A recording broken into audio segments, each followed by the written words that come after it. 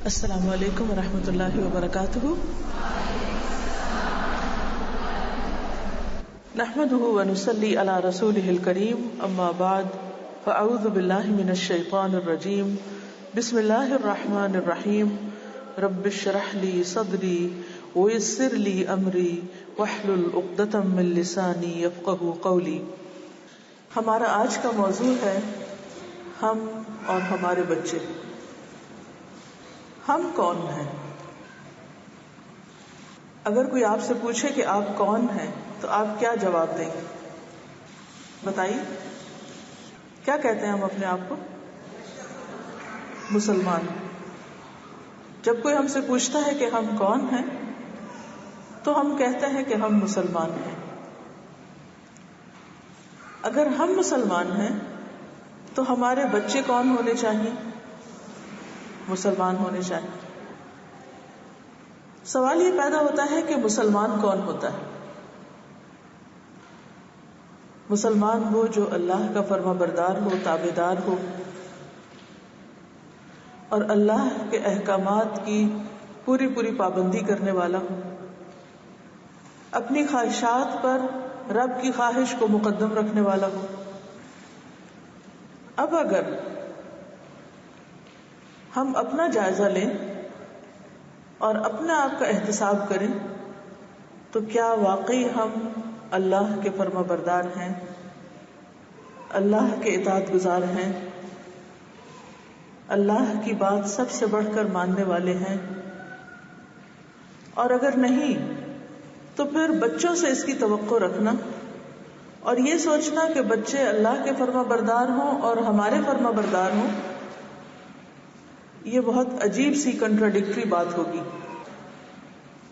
کیونکہ جو خود فرما بردار نہیں، جو خود صحیح معنوں میں اسلام کے تقاضے پورے نہیں کر رہا، وہ کس طرح توقع کر سکتا ہے کہ وہ اپنے بچوں کو صحیح معنوں میں مسلمان بنا سکے؟ اگر ہم یہ چاہتے ہیں کہ ہمارے بچے واقعی مسلمان ہوں تو پھر ہمیں سب سے پہلے خود مسلمان ہونے کا نمونہ پیدا کرنا ہوگا. اس کا فائدہ کیا ہوگا؟ اس کا فائدہ یہ ہوگا کہ جس نے ہمیں اس دنیا میں بھیجا ہے وہ ہم سے راضی ہوگا. اور اگر ہم مسلمان بن کر نہ جیے تو نقصان کیا ہوگا کہ اس زندگی کے بعد اگلی زندگی، اس دنیا کے بعد دوسری دنیا، جب ہم اپنے رب کے سامنے جا کر کھڑے ہوں گے، جب وہ ہم سے پوچھے گا کہ تم کیا کر کے آئے ہو، تو پھر ہمارے پاس کوئی جواب نہ ہوگا. مسلمان ہونے میں فائدہ ہے اور نہ ہونے میں ہمیشہ کا نقصان ہے. انسان صرف ماں باپ کے پیٹ سے مسلمان نہیں ہو جاتا، مسلمان بننے کے لیے علم کی ضرورت ہوتی ہے. اور علم انسان کی گروتھ کا کام کرتا ہے، انسان کی ذہنی ارتقاء، ذہنی سوچ، انسان کی سمجھداری، حکمت، عقل، ان سب میں اضافے کا باعث بنتا ہے، ان سب کو جلا بخشتا ہے، ان سب کو بہتری کی طرف لاتا ہے. اس لیے بہت ضروری ہے کہ ہم اپنے فائدے کے لیے اور اپنی نسلوں کے فائدے کے لیے اس بات کو اچھی طرح جان لیں کہ ہمارا رب ہم سے چاہتا کیا ہے اور مسلمان ہونا کیا ہے. اللہ سبحانہ وتعالیٰ قرآن مجید میں فرماتے ہیں سورۃ البقرہ میں آیت نمبر 112، بلا من اسلم وجہہ للہ وہو محسن فلہ اجرہ عند ربہ ولا خوف علیہم ولا ہم یحزنون. کیوں نہیں جس نے اپنا آپ، اپنا چہرہ اللہ کے سپرد کر دیا اور وہ محسن بھی ہے، نیکوکار ہے، فلہ اجرہ عند ربہ، تو اس کا اجر اس کے رب کے پاس ہے. اس کا اجر، اس کا ثواب، اس کا فائدہ اس کے رب کے پاس محفوظ ہو گیا. ولا خوف علیہم ولا ہم یحزنون، ایسے لوگوں کے لیے نہ کوئی خوف ہوگا اور نہ وہ غمگین ہوں گے. تو گویا مسلمان ہونے کا سب سے بڑا فائدہ کیا ہے کہ انسان پھر اس کے بعد جو بھی کوئی کام کرتا ہے، جو بھی کوشش کرتا ہے، جو بھی محنت کرتا ہے، اس کا اجر اس کے رب کے پاس محفوظ ہوتا چلا جاتا ہے. اور ایسے لوگوں کے لیے خوف اور غم نہیں ہوتا، وہ خوف اور غم سے چھٹکارا پا جاتے ہیں. آپ سوچئے کہ اگر انسان کے پاس سب کچھ ہو لیکن ساتھ ہی خوف اور غم ہو تو باقی ساری نعمتیں انسان کے لیے بیکار ہو کر رہ جاتی. پھر ہم دیکھتے ہیں کہ اسلام اللہ کا پسندیدہ دین ہے، اور جس نے اس طریقے پر عمل کیا اللہ کا وہ محبوب بن گیا. سورۃ النساء میں اللہ تعالیٰ فرماتے ہیں وَمَنْ أَحْسَنُ دِينًا مِمَّنْ أَسْلَمَ وَجْهَهُ لِلَّهِ، اور اس سے بڑھ کر اچھا دین کس کا ہو سکتا ہے، طریقہ زندگی کس کا ہو سکتا ہے، اس سے بہترین لائف سٹائل کس کا ہو سکتا ہے، جس نے اپنا آپ اللہ کے سپرد کر دیا، یعنی جو اللہ کا اطاعت گزار اور فرما بردار ہو گیا. وَهُوَ مُحْسِنٌ، اور وہ محسن بھی ہے، یعنی وہ صرف مسلمان نہیں، اس کے ساتھ ساتھ محسن بھی ہے، احسان کے درجے پر اطاعت کرنے والا ہے. وَاتَّبَعَ مِلَّةَ إِبْرَاهِيمَ حَنِيفًا، اور اس نے ابراہیم علیہ السلام کے طریقے کی پیروی کی جو یکسو تھے. وَاتَّخَذَ اللَّهُ إِبْرَاهِيمَ خَلِيلًا، اور اللہ نے ابراہیم علیہ السلام کو اپنا دوست بنا لیا تھا. اللہ نے ان کو اپنا دوست کہا، یعنی ایسا شخص جو اللہ کا اطاعت گزار اور فرما بردار ہوتا ہے وہ اللہ کا محبوب ہوتا ہے. آپ دیکھیے کہ ہر انسان چاہتا ہے کہ اس سے کوئی محبت کرے، یہ ہر انسان کی خواہش ہوتی ہے، اور بعض اوقات وہ دوسروں کی محبت حاصل کرنے کے لیے بڑی بڑی محنت کرتا ہے، بڑی بڑی قربانیاں کرتا ہے. لیکن اس سے بڑھ کر خوش قسمت کون ہے جو اللہ کا محبوب ہو جائے اور جسے اللہ اپنا دوست کہے. یہ اعزاز کس کو ملا؟ ابراہیم علیہ السلام کو ملا. کس صفت کی بنا پر ملا؟ تابعداری کی صفت کی بنا پر، اسلام لانے کی صفت کی بنا پر. اور آپ دیکھیے کہ سورۃ النساء کی آیت 126 ہے، اس میں اللہ تعالیٰ فرماتے ہیں وَلِلَّهِ مَا فِي السَّمَاوَاتِ وَمَا فِي الْأَرْضِ، اور اللہ کے لیے ہے جو بھی آسمانوں میں ہے اور جو بھی زمین میں ہے. تمام کائنات کا مالک وہ ہے، ہر قسم کی طاقت اسی کے پاس ہے، اس کے مقابلے میں انسان بے اختیار. وَكَانَ اللَّهُ بِكُلِّ شَيْءٍ مُحِيطًا، اور اللہ تعالیٰ ہر چیز کا احاطہ کرنے والا ہے، ہر چیز کو گھیرے ہوئے. گویا ہر چیز اللہ کے گھیرے میں ہے. اگر ہم اس کے آگے نہیں جھکتے اور اس سے بھاگنے کی کوشش کرتے اور اس کی فرما برداری نہیں کرتے تو یہ بھی یاد رکھ لینا چاہیے کہ یہ آزادی بس چند دن کی ہے، یہ آزادی چند دن کی ہے. بالآخر ہمیں اللہ ہی کے پاس لوٹنا ہے. ہر چیز اس کی ہے، کوئی چیز ہمیں پناہ نہیں دے گی اللہ کے خلاف کہ ہم کسی چیز سے، کسی بلڈنگ میں، کسی چھت میں، کسی کھو میں، کسی غار میں، کسی درخت کے پیچھے چھپ جائیں کہ تم ہمیں بچا لو اللہ کی ناراضگی سے. تو کوئی بھی نہیں بچا سکتا، کیونکہ اللہ تعالیٰ ہر چیز کا گھیرا کیے ہوئے، ہر چیز اس کے احاطے میں ہے. اور پھر اگر انسان اس کے اس دین کو چھوڑ کر، اس کی اطاعت اور فرما برداری کو چھوڑ کر کوئی اور راستہ اختیار بھی کرتا ہے تو اللہ تعالیٰ اس سے قبول بھی نہیں کرے گا. سورۃ آل عمران کی آیت نمبر 85 میں فرمایا وَمَن يَبْتَغِ غَيْرَ الْإِسْلَامِ دِينًا فَلَن يُقْبَلَ مِنْهُ وَهُوَ فِي الْآخِرَةِ مِنَ الْخَاسِرِينَ، جو اسلام کے علاوہ، اللہ کی اطاعت اور فرما برداری کے علاوہ کوئی اور دین یعنی طریقہ زندگی، لائف سٹائل اختیار کرنا چاہے گا، یعنی اللہ کی پسند کے خلاف جا کر کچھ اور کرے گا، فَلَن يُقْبَلَ مِنْهُ، تو اس سے قبول نہ کیا جائے گا. وہ انسان کے لیے کسی کام کا نہیں، کسی فائدے کا نہیں، وہ چیزیں اللہ کو راضی نہیں کر سکتی. یعنی اگر آپ ساری دنیا کو بھی خوش کر لیں اور اس طریقے پر آپ چاہیں کہ رب بھی خوش ہو جائے تو رب اس سے خوش نہیں ہوگا.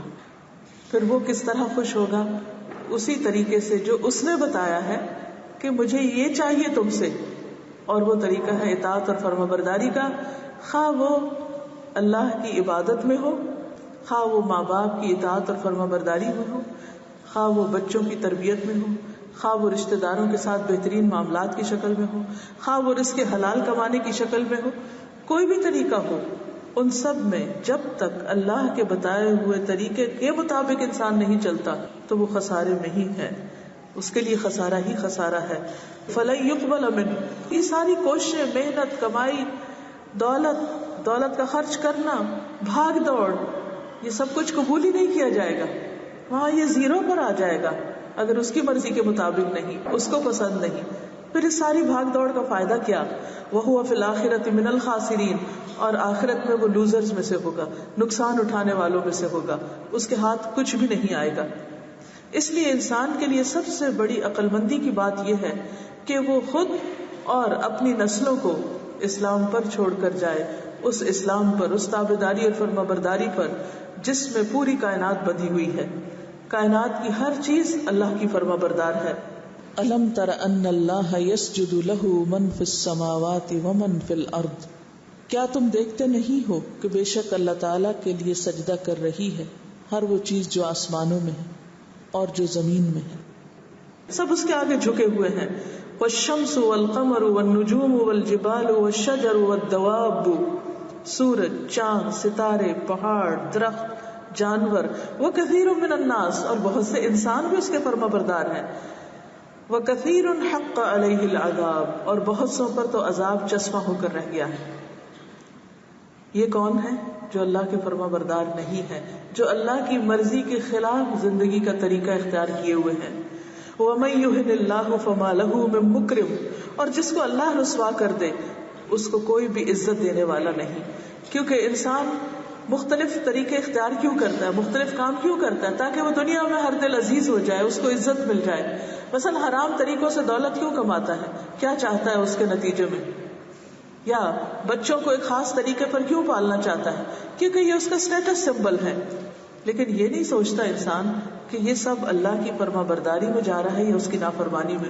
اگر یہ سب اس کی نافرمانی میں جا رہا ہے اور انسان کی اللہ کے ہاں کوئی عزت نہیں، کوئی مقام نہیں، تو فما لہ من مکرم، پھر ایسے شخص کو کوئی عزت دینے والا نہیں۔ وقتی طور پر ہاں ہو سکتا ہے کہ انسان کسی خاص کوالٹی یا کسی خاص چیز کی بنا پر وہ دوسروں کو دبا لے یا اپنا تابع بنا لے، وہ لوگ ہزاروں میں ہوں یا لاکھوں میں ہوں، وہ کسی مملکت کا سربراہ بھی بن جائے اور لوگ صرف اس کے ڈر کی وجہ سے اس کے فرما بردار ہو جائیں۔ لیکن آخرت میں جب تک وہ اللہ کا فرما بردار نہیں ہوگا اور اپنے فالوورز کو بھی اللہ کی فرما برداری کے لیے نہیں تیار کرے گا تو اللہ کے ہاں اس کی کوئی عزت نہ ہوگی۔ ان اللہ یفعل ما یشاء، بے شک اللہ کرتا ہے جو بھی وہ چاہتا ہے۔ لہٰذا ہم سب کو اس بات پر یقین رکھنا چاہیے کہ ہر چیز اللہ کی فرما برداری کر رہی ہے، ہر چیز اسی کے اختیار میں ہے، ہر چیز پر وہ قادر ہے۔ لہٰذا عقل مندی کا تقاضا یہ ہے کہ ہم خود بھی اور اپنے بچوں کو اس کے پسندیدہ طریقے اور راستے پر قائم رکھیں اور اسی کے لیے کوشش کریں، اسی کے لیے تڑپیں، اسی کے لیے دعائیں کریں، اسی پر محنت کریں، کیونکہ اینڈ آف دا ڈے یہی چیز فائدہ مند ہے۔ اگر ہم دیکھیں تو انبیاء علیہ السلام کا طریقہ کیا تھا؟ آدم علیہ السلام اور نوح علیہ السلام کے بعد سب سے جلیل القدر پیغمبر ابراہیم علیہ السلام ہے، جن کے بارے میں قرآن مجید صاف صاف بتاتے ہیں۔ پہلے ہی پارے میں اللہ سبحانہ وتعالیٰ فرماتے ہیں کہ ابراہیم علیہ السلام کو جب اس کے رب نے کہا اذ قال له ربه اسلم قال اسلمت لرب العالمین، کہا کہ میں رب العالمین کے لیے اسلام لے آیا، میں اس کا فرما بردار ہو گیا۔ اب آپ دیکھیے کہ ابراہیم علیہ السلام کے والدین مسلمان نہیں تھے، ان کا ماحول اسلامی نہیں تھا، لیکن انہوں نے اپنی چوائس کے ساتھ اسلام قبول کیا اور اللہ تعالیٰ نے جس چیز کا جیسے جیسے بھی حکم دیا انہوں نے اس کو کر لیا۔ وَإِذِ ابْتَلَىٰ إِبْرَاهِيمَ رَبُّهُ بِكَلِمَاتٍ فَأَتَمَّهُنَّ، جب ابراہیم علیہ السلام کو اس کے رب نے چند باتوں میں آزمایا تو وہ ان کو پورا کر گیا۔ پھر آپ دیکھیے کہ ابراہیم علیہ السلام کے بعد اسماعیل علیہ السلام، ان کے بیٹے، وہ کیسے تھے؟ ابراہیم علیہ السلام نے جب اپنے بیٹے کو یہ کہا کہ بیٹا مجھے خواب میں یہ دکھایا گیا کہ میں تمہیں ذبح کر رہا ہوں، تو دیکھیے بیٹے نے کیا کہا، یا ابت افعل ما تؤمر، اے ابا جان آپ کریے وہ سب جو آپ کو حکم ملا ہے۔ اگر آج ہم اپنی اولاد سے یہ کہیں کہ اللہ کا یہ حکم ہے تو ہماری اولاد کیا جواب دے گی؟ کہ ہاں مجھے بھی کرنا اور آپ کو بھی کرنا، ہم سب کو وہی کرنا چاہیے جو اللہ ہم سے چاہتا ہے؟ نہیں، وہ کبھی ناک منہ چڑھائیں گے، کبھی ماتھے پہ بل لائیں گے، کبھی پیٹ پھیر کے چلے جائیں گے، کبھی پڑھے رہیں گے اور سنی انسنی کر دیں گے، کبھی تکبر کے ساتھ کندھے جھٹکتے ہوئے، سر اٹھاتے ہوئے، پاؤں پٹکتے ہوئے گھر سے باہر نکل جائیں گے۔ آخر ایسا کیوں ہے؟ اسماعیل علیہ السلام کے اندر اسلام، فرما برداری اور اطاعت کہاں سے آئی تھی؟ ٹھیک ہے باپ کی طرف سے آئی تھی کیونکہ باپ سب سے بڑھ کر اللہ کا فرما بردار تھا، لیکن اس میں ماں کا بھی ایک بہت بڑا رول تھا. جب حضرت ابراہیم نے حضرت علیہ السلام کو مکہ کی بے آب و گیا وادی میں چھوڑنا چاہا تو انہوں نے کسی قسم کا کوئی شکوہ نہیں کیا اور فوراً اللہ کی اطاعت کی، فرما برداری کی اور اپنے شوہر کی بھی فرما برداری کی، اور اس جگہ پر بغیر کسی کھانے پینے کے اور بغیر کسی زندگی کی عیش و عشرت کے رہنا قبول کر لیا. اسماعیل علیہ السلام کی پرورش ماں کے ہاتھوں ہوئی تھی. اس ماں کے پاس کیا تھا؟ کون سی نرسری تھی، کون سی مونٹیسوری تھی، کون سا اسکول تھا، کون سا پلے گروپ تھا، کتنے میوزیکل انسٹرومنٹس تھے کہ جن سے وہ بچے کا دل بہلایا کرتی تھی، کتنے ٹوائز تھے، کتنی بکس تھی، کتنی لائبریریز تھی، کیا تھا ان کے پاس؟ ایک اللہ کی فرما برداری جس کی خاطر اس جگہ پر انہوں نے رہنا قبول کیا تھا، اور اسی کی وہ تعلیم وہ اپنے بچے کو دے رہی تھی. وہ کھلی ہوا، فضا اور کھلا ماحول تھا جس میں کوئی اور چیز نہیں تھی سوائے اس نیچرل انوائرمنٹ کے کہ جو ان کے آس پاس تھا. حتیٰ کہ ان کے پاس تو ایک پکا گھر بھی نہیں تھا، ایک چھت بھی نہیں تھی. اس کھلے آسمان تلے اور ان پہاڑوں کے سائے تلے وہ اپنے بچے کو لے کر اللہ کی اطاعت میں بیٹھی تھی. اور پھر جب ابراہیم علیہ السلام واپس آتے ہیں تو بچہ پوری طرح اللہ کا تابعدار اور فرما بردار ہو چکا ہوتا ہے. آج ہم سب کو بلیم کرتے ہیں، اور بچوں کے پاس اگر کھلونوں کی الغار نہ ہو تو ہم خود بھی رونے بیٹھ جاتے ہیں کہ ہائے ہمارے بچے کتنے محروم ہیں. آنے والی ہر ٹیکنالوجی کو ہم اپنے بچوں کو دینا اپنا فرض سمجھتے ہیں، اور سمجھتے ہیں کہ ہم نے بہت بڑی ذمہ داری پوری کی ہے، اور بچوں کو اپنے ہاتھوں سے قاتل کھلونے لا کر دیتے ہیں کہ جس سے ان کا اخلاق، ان کی سوچ، دل، دماغ، ہر چیز مست ہو کر رہ جائے. لیکن اس کے باوجود ہم کیا سمجھتے ہیں کہ ہم ان کو بہت فیور دے رہے ہیں اور ان کی بڑی ہمدردی کر رہے ہیں، اور ان کے ہم بہت ہی بہترین والدین ہیں. اور جب کبھی بچے بات نہیں مانتے تو اس وقت بھی ہم ان کو کیا یاد دلاتے ہیں کہ دیکھو ہم نے تم پر کیا کیا احسانات کیے. اور وہ احسانات کی لسٹ کیا ہوتی ہے؟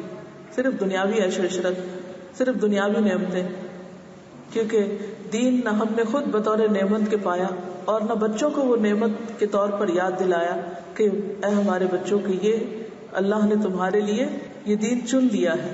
جیسے ابراہیم علیہ السلام نے اپنے بچوں سے کہا تھا کہ وَوَصَّى بِهَا إِبْرَاهِيمُ بَنِيهِ وَيَعْقُوبُ. ابراہیم اور یعقوب علیہ السلام نے اپنے بچوں کو یہ تاکید کی تھی، یا بنی یا ان اللہ اصطفیٰ لکم الدین، اے میرے بچوں اللہ نے تمہارے لیے اس دین کو چن لیا ہے. فلا تموتن الا وانتم مسلمون، تمہیں موت ہرگز نہ آئے مگر اس حال میں کہ تم مسلمان ہو، تم فرما بردار ہو. اور پھر ابراہیم علیہ السلام اپنے بچے کو ساتھ لے کر جب خانہ کعبہ تعمیر کرتے ہیں تو کیا دعائیں مانگتے ہیں؟ دونوں کھڑے ہیں باپ بیٹا، ربنا وجعلنا مسلمین لک. اگر آپ ان کی ساری دعائیں دیکھیں تو ٹاپ پر جو دعا ہے وہ اسلام کی دعا ہے، ربنا وجعلنا مسلمین لک، اے اللہ ہم دونوں کو اپنا فرما بردار بنا لے. باپ بھی یہی مانگ رہا ہے اور بچہ بھی یہی مانگ رہا ہے. کبھی ہم نے بھی اپنے بچوں کے ساتھ بیٹھ کر اللہ سے یہ دعا مانگی کہ اے اللہ تو ہم سب کو اپنا فرما بردار بنا لے اور ہماری نسلوں کو اپنی اطاعت پر لگا دے. وَمِن ذُرِّيَّتِنَا أُمَّةً مُسْلِمَةً لَكَ، اور صرف اپنے لیے نہیں بلکہ اپنی اولادوں کے لیے بھی دعا مانگی جن کا ابھی بظاہر کوئی وجود نہیں تھا. ہم جب دعا مانگتے ہیں تو زیادہ سے زیادہ کس کے لیے مانگتے ہیں؟ اپنے سامنے والے بچوں کے لیے جو پیدا ہو چکے ہوتے ہیں، یا پھر زیادہ سے زیادہ جب ان کے بچے پیدا ہو جاتے ہیں، نواسے پوتے پوتیاں ہو جاتے ہیں، تو پھر ہم ان کے لیے کچھ دعائیں مانگ لیتے ہیں. اس کے بعد کے لیے کب کس نے دعا مانگی؟ اتنا بڑا ویژن تو ہمارا ہے ہی نہیں. ابراہیم اور اسماعیل علیہ السلام دونوں کیا دعا مانگ رہے ہیں کہ اللہ ہمیں بھی مسلمان بنا، وَمِن ذُرِّيَّتِنَا أُمَّةً مُسْلِمَةً لَكَ، اور ہماری اولادوں میں سے مسلمان امت اٹھا جو تیری فرما بردار ہو. مسلمۃ لک، صرف ہم نہیں، ہمارے بچے، ان کے بچے، ان کے بچے، ہماری نسلیں تیری فرما بردار ہوں. اور ان نسلوں کی اسلام کی حفاظت کے لیے، شرک سے بچانے کے لیے وہ پوری دنیا چھوڑ کر مکہ کی اس بے آب و گیا وادی میں آ گئے تھے. وہ وہاں لے آئے تھے ان کو. کیونکہ پوری دنیا شرک سے بھر چکی تھی اور وہ چاہتے تھے کہ ہمارے بچے اسلام پر جئیں اور مریں، اور اس کے لیے انہوں نے ان کو ماحول بھی فراہم کیا اور اس کے ساتھ دعائیں بھی مانگی. وَتُبْ عَلَيْنَا، اور تو ہم پر مہربان ہو جا، اِنَّكَ أَنْتَ التَّوَّابُ الرَّحِيمُ، بے شک تو ہی بہت زیادہ توبہ قبول کرنے والا مہربان ہے. اور پھر ابراہیم علیہ السلام نے یہ وصیت اپنے بچوں کو بھی کی. پھر اس کے بعد ان کے بچوں میں سے اسحاق علیہ السلام کے بیٹے یعقوب، کیونکہ اسماعیل کی بات تو پہلے ہو چکی، یعقوب علیہ السلام جو ان کے پوتے تھے، نیکسٹ جنریشن، وہ جب فوت ہونے لگے تو انہوں نے کیا دعا کی؟ سورۃ البقرہ آیت 133، ام کنتم شہداء اذ حضر یعقوب الموت، کیا تم اس وقت حاضر تھے جب یعقوب کو موت آئی علیہ السلام، اذ قال لبنیہ، جب انہوں نے اپنے بچوں سے کہا، ما تعبدون من بعدی، میرے بعد تم کس کی عبادت کرو گے؟ تو انہوں نے کیا کہا؟ قالوا نعبد الہک و الہ آبائک ابراہیم و اسماعیل، ابراہیم و اسماعیل و اسحاق الہ واحدا ونحن له مسلمون، کہ ہم تیرے بعد تیرے الہ، تیرے باپ دادا ابراہیم اسماعیل اسحاق کے الہ جو ایک ہی الہ ہے اس کی فرما برداری کریں گے، اس کی عبادت کریں گے. اور خود کو کیا کہا؟ وَنَحْنُ لَهُ مُسْلِمُونَ، ہم اسی کے لیے مسلمان ہیں، ہم اسی کے لیے فرما بردار ہیں. تو گویا آپ دیکھیے کہ والدین کو یہ فکر نہیں کہ میرے بعد بچوں تم کیا کھاؤ گے، کیا کاروبار کرو گے، میرے کاروبار کا کیا بنے گا، میری فلاں فلاں پراپرٹی کا کیا بنے گا. انہیں فکر ہے تو اس بات کی کہ تم کس طریقے پر جیو گے اور تمہارے بچے کس پہ جئیں گے اور آئندہ نسلیں کس طریقے پر ہوں گی. کیونکہ کامیابی کا انحصار مالدار ہونے میں نہیں ہے، کامیابی کا انحصار اللہ کا فرما بردار ہونے میں ہے، اور اس میں کہ کب تک ہماری آئندہ نسلیں دین پر قائم رہتی ہیں، کیونکہ آئندہ نسلوں کا اسلام بھی ہمارے لیے صدقہ جاریہ بنے گا اگر اس میں بھی ہماری کوششیں شامل ہو گئی.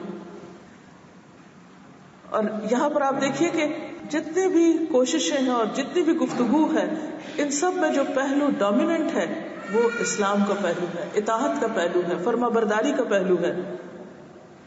اور یہی حکم ہم سب کو دیا گیا تھا. سورۃ البقرہ میں اللہ سبحانہ وتعالی نے ہم سب سے یہی کہا ہے، قولو، تم سب کہو، یعنی اگر تم اسلام کا دعویٰ کرتے ہو، ایمان کا دعویٰ کرتے ہو، تو پھر تمہیں کیا کہنا ہے؟ آمنا باللہ وما انزل الینا وما انزل الی ابراہیم واسماعیل واسحاق ویعقوب والاسباط وما اوتی موسیٰ وعیسیٰ وما اوتی النبیون من ربهم لا نفرق بین احد منہم ونحن له مسلمون. سب کہو کہ ہم اللہ پر ایمان لائے اور اس چیز پر جو ہماری طرف نازل کی گئی اور جو ابراہیم اور اسماعیل اور اسحاق اور یعقوب اور اولاد یعقوب پر نازل کی گئی اور جو موسیٰ اور عیسیٰ علیہ السلام دیے گئے اور جو سارے نبی دیے گئے ان کے رب کی طرف سے. ہم ان میں سے کسی ایک میں بھی فرق نہیں کرتے، یعنی ہم سب کی عزت کرتے ہیں، ہم انہی کے طریقے پر ہیں. وَنَحْنُ لَهُ مُسْلِمُونَ، تو ہم سب کو بھی کیا کہنا ہے؟ وَنَحْنُ لَهُ مُسْلِمُونَ. کیونکہ جس دن ہم نے پورے کانفیڈنس سے یہ کہا، پوری سچائی کے ساتھ یہ کہا، پوری ایمانداری کے ساتھ یہ کہا، نحن لہو مسلمون، ہم اس کے فرما بردار ہیں، ہم اس کے لیے مسلمان ہیں، ہم اس کو سب سے بڑا مانتے ہیں، تو ہماری یہ جو کنوکشن ہے، ہمارا یہ جو ایمان ہے، ہماری یہ سچائی ہماری آئندہ نسلوں میں بھی ٹرانسفر ہوگی. پھر ان کو یہ جینے کا یہ ڈھنگ آئے گا اور پھر ان کی پرائرٹیز بھی یہی ہوگی. کیونکہ اس وقت ہماری اپنی ذات، ہمارا اپنا عملی نمونہ، اس میں ان کو اللہ کی فرما برداری پوری طرح نظر نہیں آتی، اور پھر اسلام پر پورا کانفیڈنس نظر نہیں آتا.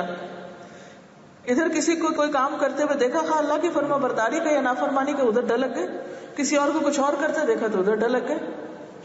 چلو تم ادھر کو ہوا ہو جدھر کی، کبھی خواہشات کے بندے بن گئے، کبھی لوگوں کے بندے بن گئے، اور پھر 4 ٹکرے مار لی اور کہا کہ ہم تو مسلمان ہیں. ہم سب اپنے گریبان میں جھانک کر دیکھیں، واقعی ہم مسلمان ہیں؟ واقعی اللہ کا حکم آتے ہی ہم کہتے ہیں کہ سمعنا و اطعنا، اللہ ہم نے سن لیا اور ہم نے اطاعت کی، چاہے مشکل ہے یا آسان، میں ماننے کو تیار ہوں، مجھے کوئی انکار نہیں۔ اگر ہم بحیثیت والدین کے حجت بازی کرتے ہیں، بحثیں کرتے ہیں، دین میں نقص نکالتے ہیں، دین پر شک کرتے ہیں، دین کی ہمیں خود ہی سمجھ نہیں، اسلام کا طریقہ ہماری اپنی زندگی پر نہیں، تو ہم اپنے بچوں سے کیسے توقع رکھ سکتے ہیں کہ وہ بھی واقعی پھر اللہ کے لیے مخلص اور اللہ کے لیے فرمانبردار بنے؟ تو سب سے پہلے ہمیں خود اس بات کا فیصلہ کرنا ہے اور اس پر پورے یقین کے ساتھ سوچنا بھی ہے، عمل بھی کرنا ہے اور چلنا ہے، اور اسی کو مرتے دم تک اپنی زندگی کا شعار بنانا ہے، کیونکہ اسی میں کامیابی ہے اور اسی میں ہمیشہ ہمیشہ کی فلاح ہے، اور اس کے خلاف جانے میں ہمیشہ ہمیشہ کا نقصان ہے۔ اب دیکھیے کہ جب انسان فوت ہوتا ہے تو قبر میں پہلا سوال کیا ہوگا؟ من ربک، پھر کیا پوچھا جائے گا؟ ما دینک، دین کیا ہے تمہارا؟ رب کون تھا، دین کیا ہے؟ پیغمبر کے بارے میں پوچھا جائے گا کہ تمہارے لیڈر کون تھے، کس کو فالو کرتے تھے، کون تھا تمہارا رسول؟ اور کسی سے یہ نہیں پوچھا جائے گا کہ بتاؤ کتنے بچے تھے تمہارے، کتنی پراپرٹی تھی تمہاری، کون سی ڈگریاں تھی تمہارے پاس، کیا چھوڑ کر آئے ہو پیچھے، ایسا کچھ بھی نہیں پوچھا جائے گا۔ نہیں پوچھا جائے گا تمہیں کس نام سے پہچانا جاتا تھا، کتنی شہرت تھی تمہاری، کتنے چاہنے والے تھے تمہارے، کتنے فینس تھے تمہارے، کیا کیا ہنر آتے تھے تم کو، نہیں، یہ سوال نہیں کیے جائیں گے، یہ اس وقت سب کچھ irrelevant ہو جائے گا۔ آج آپ دیکھیے کہ جن چیزوں کے پیچھے ہم بھاگ رہے ہیں ان میں سے ایک بھی نہیں پوچھی جائے گی، سب سے پہلے رب کے بارے میں سوال کیا جائے گا۔ یہ جو 3 سوال ہیں، من ربک، ما دینک ومن نبیک، یہ 3 سوال جو ہیں ان کے جواب پورے کے پورے ہمیں خود بھی آنے چاہیے اور ہمارے بچوں کو بھی پتا ہونے چاہیے۔ یہ بچوں کی تربیت کا پہلا سنہری اصول ہے کہ زندگی میں مسلمان بن کے جئیں اور مرنے کے بعد قبر کے 3 سوالوں کو خود بھی جان کر ان کا علم آگے دے کر مریں، اور ان کو بھی تلقین کریں کہ وہ اپنی آئندہ نسلوں کو یہی دے کر جائیں دنیا سے۔ تو یہ تو تھی آج کی ٹاک، ہم اور ہمارے بچے، اس کی ابتدا یا تمہید میں آپ کو انشاءاللہ اگلے حصے پہ لے جاؤں گی کہ بچے ہماری ذمہ داری ہے۔ صرف اپنے آپ کو مسلمان بنا لینا، صرف خود دین کا علم حاصل کر لینا، صرف خود اسلامی طریقوں پہ چل لینا کافی نہیں۔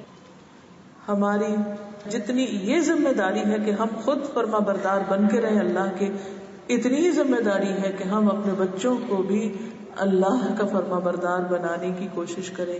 جیسے ابراہیم علیہ السلام نے مثال قائم کی کہ اللہ نے جب حکم دیا کہ ذبح کر دو، وہ لے گئے، ان کو ماں نے تیار کر کے ساتھ بھیجا، اور جب وہاں پہنچے تو اللہ تعالیٰ فرماتے ہیں فَلَمَّا أَسْلَمَا، جب دونوں نے سبمشن کر دی، جب دونوں نے سر جھکا دیا، جب دونوں فرما بردار ہو گئے، جب دونوں نے بات مان لی، وَتَلَّهُ لِلْجَبِينِ، اور ابراہیم نے بیٹے کو پیشانی کے بل زمین پہ لٹا دیا، کس لیے کہ اللہ کی راہ میں قربان کر دے۔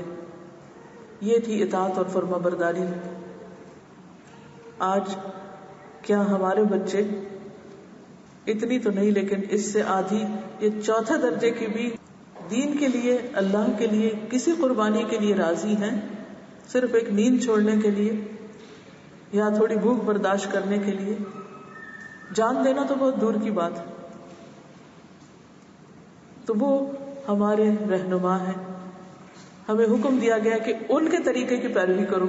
قرآن میں کسی اور کے طریقے کی پیروی کا حکم نہیں دیا گیا، ان کے طریقوں کی پیروی کا کہا گیا ہے۔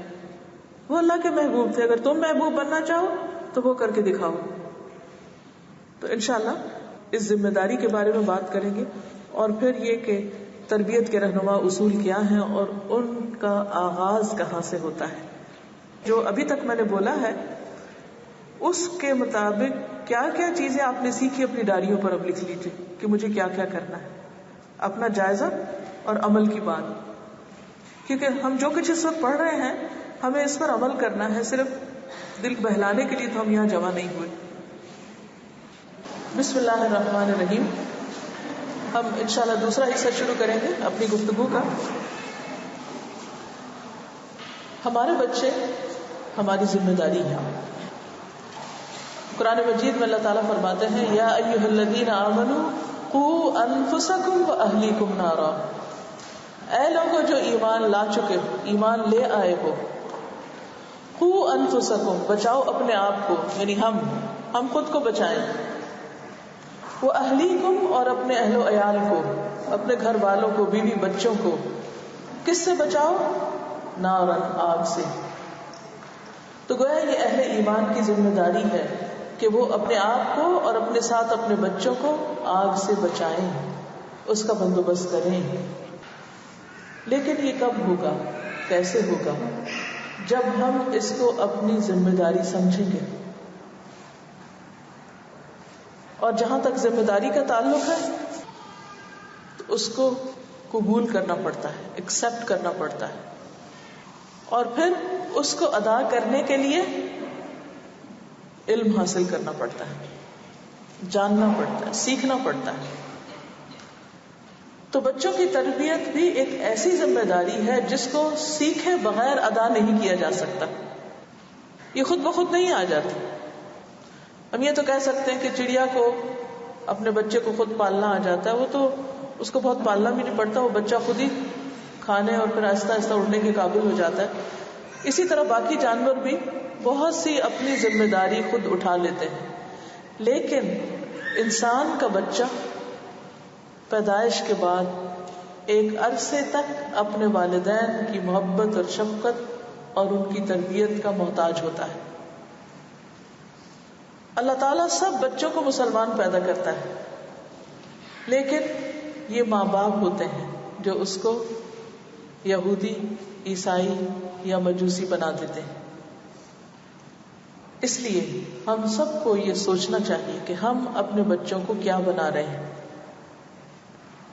ان کی پرورش کس طرز پر کر رہے ہیں کہ ہمارے دنیا سے جانے کے بعد وہ ہمارے کیسے نمائندے ثابت ہوں گے ہماری زندگی میں بھی، لیکن خصوصی طور پر ہمارے مرنے کے بعد، کیونکہ ہمارے بچے ہمیں ریپرزینٹ کرتے ہیں. اور جہاں تک ذمہ داری کا تعلق ہے تو نبی صلی اللہ علیہ وسلم نے فرمایا کلکم راعٍ وکلکم مسئول عن رعیتہ. الامام راع ومسئول عن رعیتہ والرجل راع فی اہلہ وہو مسئول عن رعیتہ والمرأة راعیۃ فی بیت زوجها ومسئولۃ عن رعیتہا والخادم راع فی مال سیدہ ومسئول عن رعیتہ.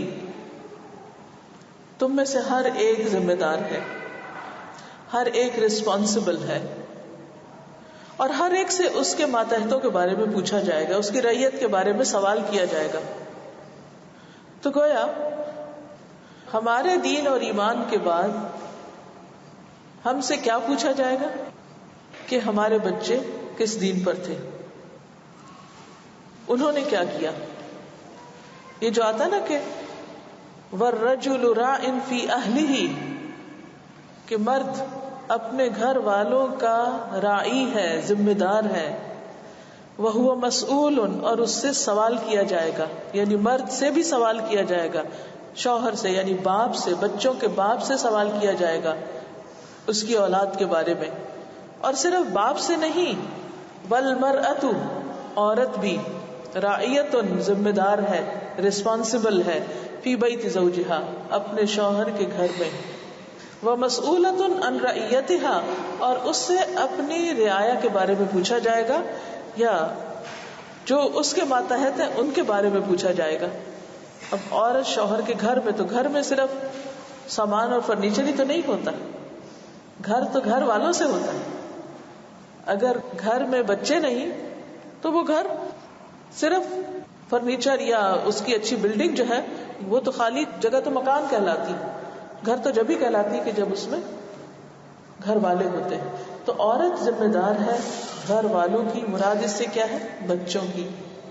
یعنی باپ بھی ذمہ دار ہے، لیکن عورت کا الگ سے ذکر کر کے اسے بھی ذمہ داری یاد کرائی گئی.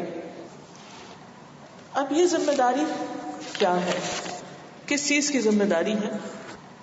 ان کی ضروریات کی ذمہ داری، ان کے اخلاق کی ذمہ داری، ان کی تعلیم کی ذمہ داری، اور ان کے دین اور ان کی آخرت کی ذمہ داری.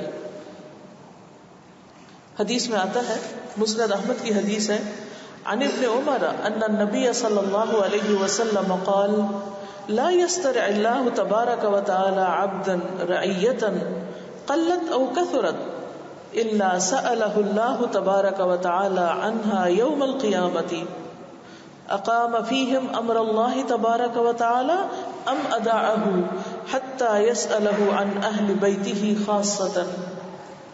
ابن عمر رضی اللہ عنہ سے مروی ہے کہ نبی صلی اللہ علیہ وسلم نے فرمایا، اللہ تبارک و تعالی جس شخص کو رعیت کا، خواہ وہ کم ہو یا زیادہ، ذمہ دار بناتا ہے، جس بھی کسی شخص کو کسی کا ذمہ دار بناتا ہے، کم ہے یا زیادہ، ایک بچہ یا زیادہ، اللہ تعالیٰ اس سے اس کی رعایا کے متعلق قیامت کے دن باز پرس کرے گا، پوچھے گا، کوسچن کرے گا کہ اس نے اپنی رعایا کے بارے میں اللہ کے احکامات کو قائم کیا یا ضائع کیا، یہاں تک کہ اس سے اس کے اہل خانہ کے متعلق بھی خصوصیت کے ساتھ پوچھے گا. یعنی خاص طور پر اس کے بچوں کے بارے میں، گھر کے بارے میں اس سے پوچھا جائے گا کہ اس نے ان کے حقوق کو قائم کیا یا ان کو ضائع کر دیا. یعنی پیرنٹس نے بچوں کے حقوق ان کو دیے یا نہیں دیے.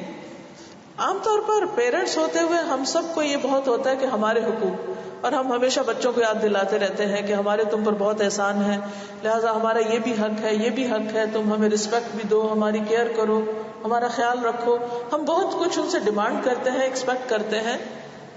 لیکن اگر وہ ہم سے چھوٹے ہونے کی وجہ سے اپنے حقوق خود نہیں مانگ سکتے یا اس کا سوال نہیں کرتے، تو اللہ تعالیٰ ہے ان کے حقوق کی حفاظت کرنے والا اور ان کے بہاف پر پوچھنے والا کہ ان کے حقوق کا کیا کیا گیا. اس لیے کوئی یہ نہیں کہہ سکتا کہ مجھ سے کون پوچھ سکتا ہے، مجھے کون کیا کہنے والا ہے.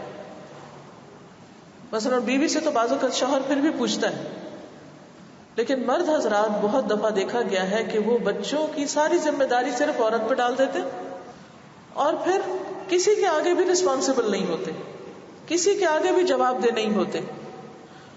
ان کے خیال میں کیا ہوتا ہے کہ ہمارا کام ہے صرف کما کے لا دینا، مال و دولت فراہم کرنا، زندگی کی ساری عیش و عشرت، ساری لگژریز جو ہیں بس صرف وہ فراہم کر دینا. تو صرف یہ ذمہ داری نہیں کہ آپ ان کے اچھے کھانے، اچھی سکولنگ، اچھی جاب، اچھی جگہ شادی کی ذمہ دار ہیں، نہیں، اس سے آگے بھی ذمہ داری ہے، اور وہ ان کے اخلاق اور تربیت، کردار اور ان کی آخرت کی کامیابی، کہ وہ جنت میں جانے والے بن رہے ہیں یا جہنم میں جانے والے. کیونکہ قوا انفسکم واہلیکم نارا، خود کو بھی اور ان کو بھی آگ سے بچاؤ. پھر اس میں آپ دیکھیے کہ جیسے پہلے بھی میں نے عرض کیا کہ باپ کے علاوہ ماں کی بھی ذمہ داری ہے، پھر ماں کے علاوہ حکومت وقت کی بھی ذمہ داری ہوتی ہے. یعنی ایک جو مسلمان حکومت ہوتی ہے وہ بھی بچوں کی نگرانی کرتی ہے اور بچوں کی تعلیم و تربیت اور ان کی ضروریات کا خیال رکھتی ہے. حضرت عمر رضی اللہ تعالیٰ عنہ نے اس معاملے میں ایسا ٹرینڈ سیٹ کیا کہ آج تک دنیا میں چلا آ رہا ہے. وہ اپنی مملکت میں پیدا ہونے والے ہر بچے کو اپنا بچہ سمجھتے تھے اور پھر حکومت کی طرف سے اس کا وظیفہ مقرر کر دیتے تھے. آج بھی آپ دیکھیں کہ مختلف ممالک میں جو ویلفیئر اسٹیٹس ہیں ان کے اندر یہ چیز پائی جاتی ہے کہ وہ بچوں کے پیدا ہونے کی ذمہ داری صرف ماں باپ کو نہیں دیتے بلکہ وہ خود بھی اس میں شیئر ڈالتے ہیں اور ان کے کھانے پینے کا، ان کے دودھ کا، ان کے بیسک نیسیسٹیز جو ہیں ان کا خیال رکھتے ہیں. اور پھر تعلیم کا، اسی لیے جو پرائمری ایجوکیشن ہوتی ہے عام طور پر وہ بالکل فری ہوتی ہے. یہ سارا حصہ ہے اسٹیٹ کی رسپانسبلٹی کا. آپ اس وقت دیکھیں کہ بہت سے نان مسلم گورنمنٹس جو ہیں وہ اس کا خیال رکھتی ہیں اور وہاں پر بچوں کے حقوق کا بہت خیال رکھا جاتا ہے. یہاں تک کہ اگر ماں باپ بھی صحیح ٹیک کیئر نہ کر رہے ہوں تو اسٹیٹ انٹرفیئر کرتی ہے اور بچوں کو لے لیتی ہے ان کے اپنے اصل ماں باپ سے کہ تم نہیں خیال رکھ سکتے تو دے دو ان کو ہمیں. اور پھر ان کو وہ فوسٹر پیرنٹس اور دوسرے لوگوں کی ذمہ داری میں ڈالتے ہیں کہ وہ ان بچوں کے سارے حقوق کا خیال رکھیں. اس میں آپ دیکھیے کہ مقدام سے مروی ہے کہ رسول اللہ صلی اللہ علیہ وسلم نے فرمایا میں ہر مومن کے لیے اس کی اپنی ذات سے بھی زیادہ قریب ہوں.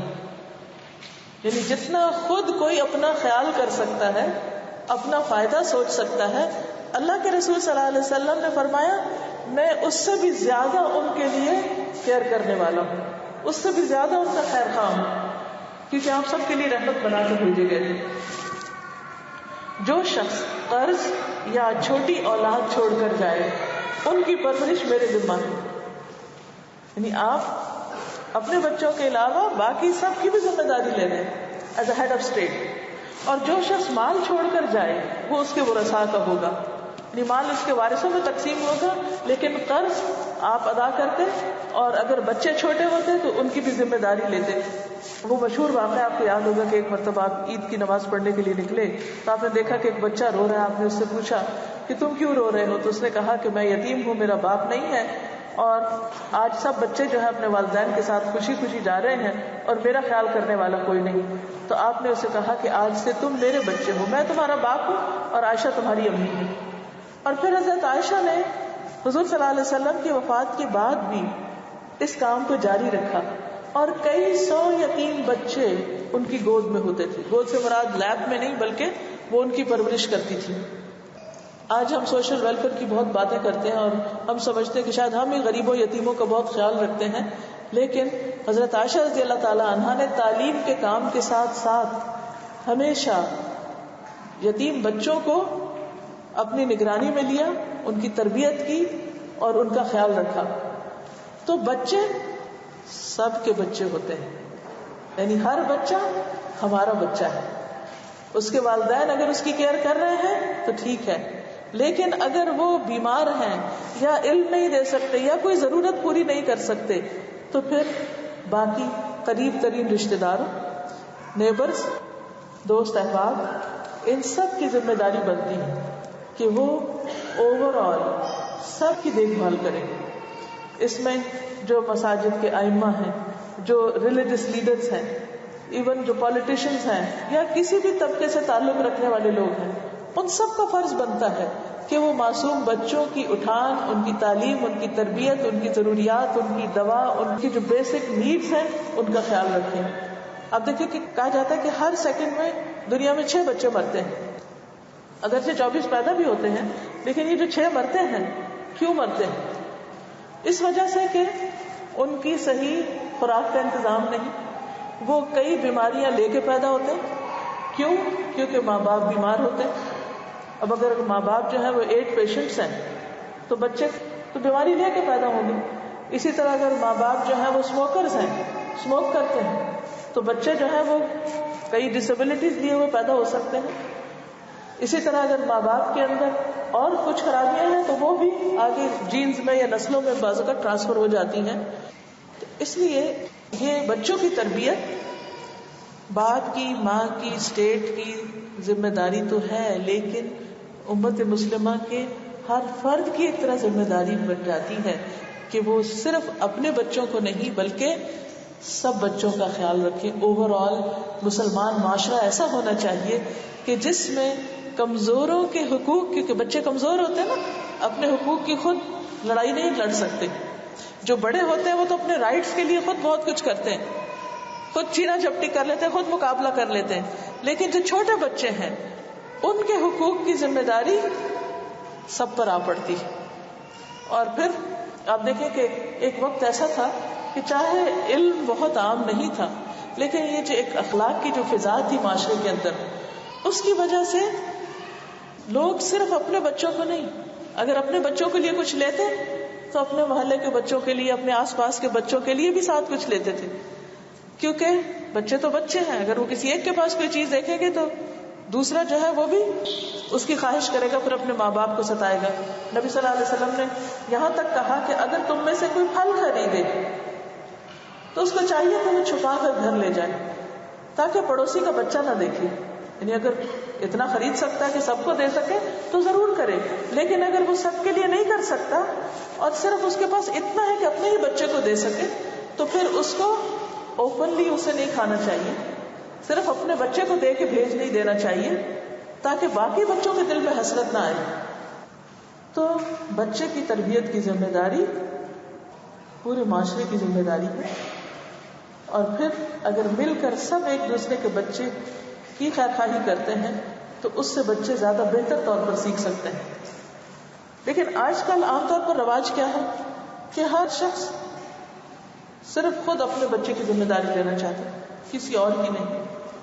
یا پھر وہ کیا چاہتا ہے کہ میں ساری خیر اور ساری بھلائی صرف اپنے بچوں کے لیے کر دوں. یعنی یہ کانسیپٹ ہی ختم ہو گیا ہے کہ کسی اور کے ساتھ بھی خیر کرنی. اچھا, اس کا نتیجہ کیا ہوتا ہے؟ اور دیکھیے کہ مثلاً بہت سے لوگ کہتے ہیں کہ اسکولوں کا ماحول بہت خراب ہے, اس لیے ہمیں کیا کرنا چاہیے, ہوم اسکولنگ کرنی چاہیے.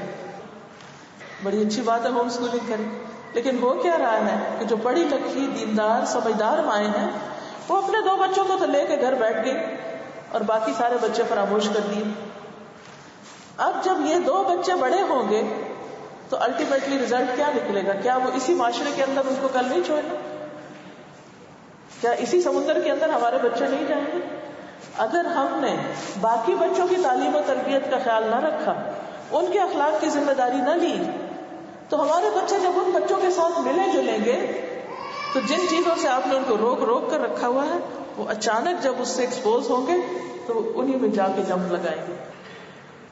اگر آپ چاہتے ہیں کہ آپ کے بچے اچھے بنے تو پھر صرف اپنے بچوں کی فکر نہ کریں, سب کے بچوں کی فکر لیں. صرف اپنے بچوں کی خیر خواہی کا ہی کام نہ کریں, اس بات کا بھی درد آپ کے دل میں ہو کہ دوسروں کے بچوں پہ کیا بھیترے گی. اگر میرے بچے دین سیکھ رہے ہیں تو کیا دوسروں کے بچے بھی سیکھ رہے ہیں؟ اگر میرے بچے کھا رہے ہیں تو کیا ہمارے بہن بھائیوں کے بچوں کو بھی کھانا نصیب ہے؟ اگر میرے بچے اعلیٰ تعلیم حاصل کر رہے ہیں تو کیا میں کچھ کر سکتی ہوں کہ میرے ان بہن بھائیوں یا رشتے داروں کے بچوں کی میں کچھ مدد کر دوں کہ جو اپنی اعلیٰ تعلیم کا انتظام نہیں کر سکتے؟ تو اگر ہم اپنی خیر چاہتے ہیں تو ہمیں سب کی خیر سوچنی ہوگی. پھر اسی طرح سوتیلے بچے, بعض اوقات ایسا ہوتا ہے کہ ہسبینڈ وائف کے بیچ میں انبن ہو جاتی اور طلاق ہو جاتی ہے, یا شوہر فوت ہو جاتا ہے اور یتیم بچے رہ جاتے ہیں.